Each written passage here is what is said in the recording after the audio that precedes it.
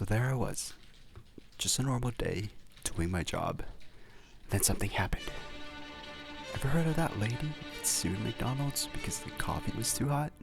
Well, I was about to sue myself when this happened.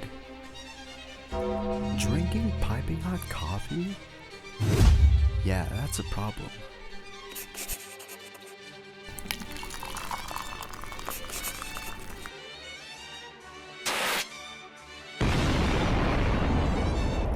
Okay, so here's my solution. 2 words. Drink coaster. Wait, no, scratch that. 8 words. Temperature sensitive LED lit 3D printed drink coaster. Okay, here's the design. Removable coaster for up and down motion.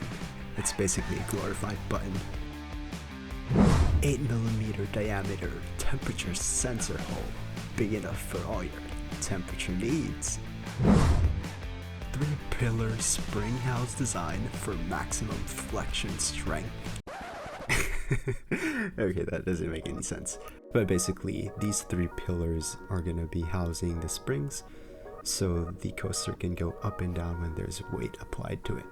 With down meaning the coaster is on, so LEDs, temperature sensor, turn it on, and then up meaning everything off. So for my part selection, I kind of went with just the cheapest options for now, just to test things out. I like to build small scale first to possibly catch any issues when I start integrating stuff. Okay, so before I get into the building, there's one thing I need to do first. I need to learn how to solder. This is my first time soldering, and let's just say that it did not go well.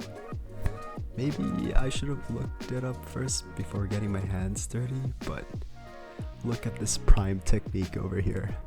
So what I'm doing is, for some reason, I'm putting the solder on the soldering iron, which is the worst thing you can do, because the solder tends to stick to the iron instead of what I'm trying to solder. So yeah, this is what it'll look like if you did what I did. And the result is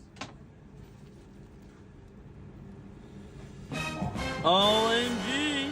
Check out the difference after I used the proper technique. This looks like the metal is trying to break out because it doesn't want to be here. And then this one looks like I actually know what I'm doing. That's good enough for now. Let's get to the building. So here's everything set up. Okay, so it's actually working the way I want it to, but it doesn't work for everything. So I have this normal mug and it works fine. And then I have this glass mug that kind of has a thick bottom part, so the sensor can't pick up the temperature of the mug anymore because that bottom part is still cool. Okay, I'm gonna have to redesign this whole thing. I know that the sensor would not work at the bottom, so the next logical thing to do is to move it up top. I'm gonna have to make a few changes. So I'm pulling out the battery and the nano away from the coaster base, creating this tower-like structure which will now house the battery and the nano. Then the sensor should just fit right on the top. So with this change, I don't have to cram everything in that small space in the coaster base. There would be less heat on the electronics, especially on the battery, so it'll make it a little bit safer. Time to print this bad boy.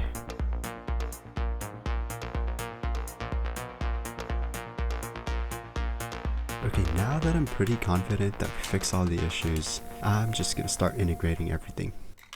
Okay, so here's a montage of assembling the coaster. I've gotten a lot more comfortable with soldering, but you know, still far away from being perfect. Also, I realized that I need better wires. I have some wires that came with a soldering kit, but they were stranded wires, which I found a little bit harder to work with. Okay, this is kind of a cheat, but I'm using the glue gun to keep the button in place. Okay, just finishing up, and there it is. It's actually working. That's crazy. It lights up red when it detects something hot, and green when it's the perfect temperature. So we're done, right? Well, not exactly. Just because it's working, it doesn't mean that it's done. I still need to do some calibration and testing just to make sure that it will keep on working and not just for the day. And that's going to take some time. So I thought, why don't I make another version of it, but with a different approach? So this temperature sensor has been sitting here for a while, so I thought I might as well use it. But I want to put a little bit of twist in it. So instead of using the ring LEDs, I'd be using sounds instead. So I'd be able to make sounds on specific temperature ranges. Okay, so here's the current design, and I'm thinking maybe I put a hole over here so I can pull out the wired sensor, and then another hole so that the sound can come out. That's it, pretty simple change. Let's get to building. And as always, we want to start on the breadboard and make sure that everything works well before we integrate everything together. So here I'll be experimenting with both an active and a passive buzzer. This is an active buzzer. Active buzzers only have one tone. And this is a passive buzzer. This is able to produce notes like A, B, C, D, E, F, G, H. I've been messing with the passive buzzer for a little bit, and it's not really as straightforward as I thought it would be. And here's how it works. So to play something, you use the tone function that takes in a buzzer pin and a note value. And then you add in the delay for how long this tone would play. And then to stop playing, you put no tone and the delay for how long it would not play anything. Here's some documentation that gives me the numbers that correspond to the correct note. Just to test things out, I'm gonna try to play Do Re Mi. And what I found from messing with it is that this delay thing is a little bit finicky. I don't know music enough to be able to explain it, but the delay is the time difference between playing each note. I just know the basics of music. Like, I don't know what is a quarter note? What is a dotted eighth note? What the is Death Note about music? Okay, I pulled through, I finished it, whatever. This is what it sounds like. I know, it doesn't really sound like Do Re Mi, but that's fine. I just wanted to test it out. So now I have a general idea of how to use this thing. I think I could play a song out of this. The only problem is the delay. Okay, I have an idea. Let me show you a neat little trick. We go to ChatGPT, ask it to write me some Python code. Okay, so what I'm thinking is that we get the millisecond time between key presses, and that should be the delay value. Okay, code looks pretty good. Let me put that in VS Code. Alright, moment of truth.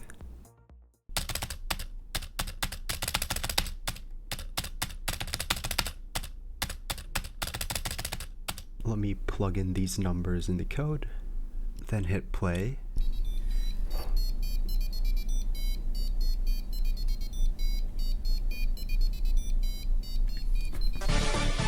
That actually came out really good. Let's move on to the rest of the build. So here, I'm just trying to shorten the sensor because I want to save space and I don't need it to be that long. And yeah, this sensor actually doesn't work without this board, so that's why I'm soldering it back on here.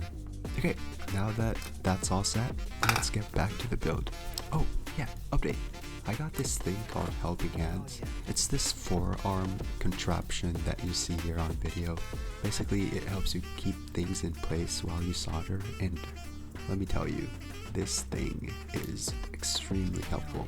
It made soldering maybe 10 times easier. Since this is more of a novelty item, I decided to just use the glue gun to keep things in place. The bottom part is going to look really ugly, but that's alright. No one's going to see it. Alright, looks like we're done. Here's the first sound when the temperature is perfect. Okay, we've already heard that. Here's the second sound when the temperature is cold. Ice cold. And for the most obnoxious one, this is the sound when it's hot. This was straight up a fire alarm.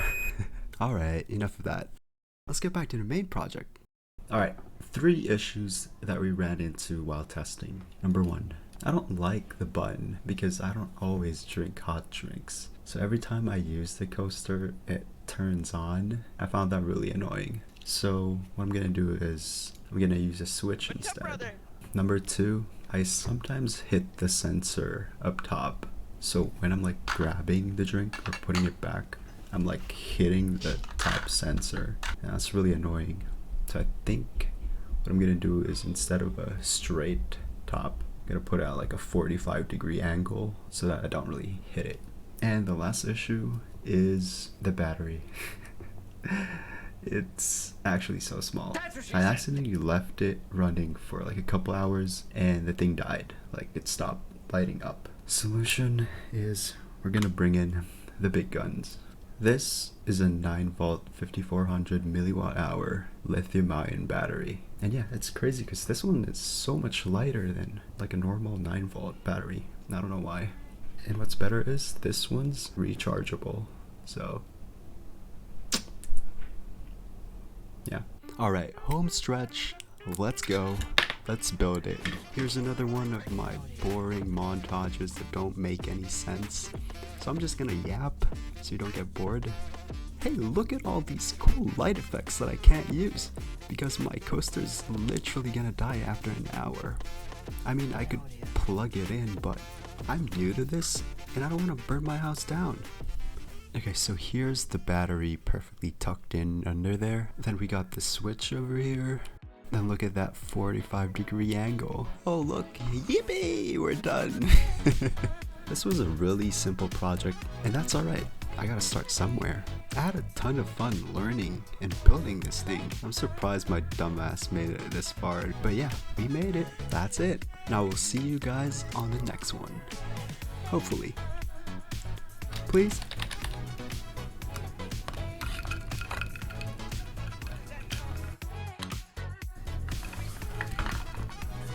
Hey you. Thanks for watching.